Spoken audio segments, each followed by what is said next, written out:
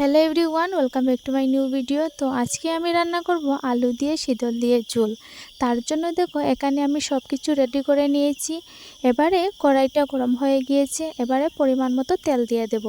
তেলটা গরম হওয়ার পরে কুচি করে রাখা রসুনগুলো দিয়ে দেব।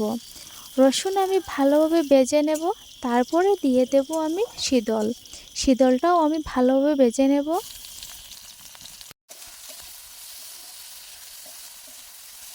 শীতল ভালোভাবে ভেজে নিয়েছি, এবারে দিয়ে দিলাম কেটে রাখা আলু, আর আমি অল্প পরিমাণে জলও দিয়ে দিলাম যাতে নিচে না লাগে।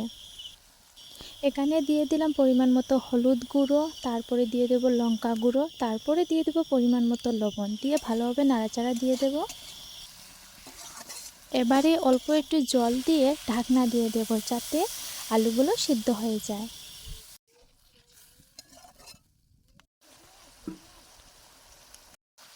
আলু সিদ্ধ হয়ে গেছে, এবারে দিয়ে দিলাম লঙ্কা বাটা, দিয়ে ভালোভাবে কষিয়ে নেব। তারপরে ঝোলের জন্য জলটা দিয়ে দেব।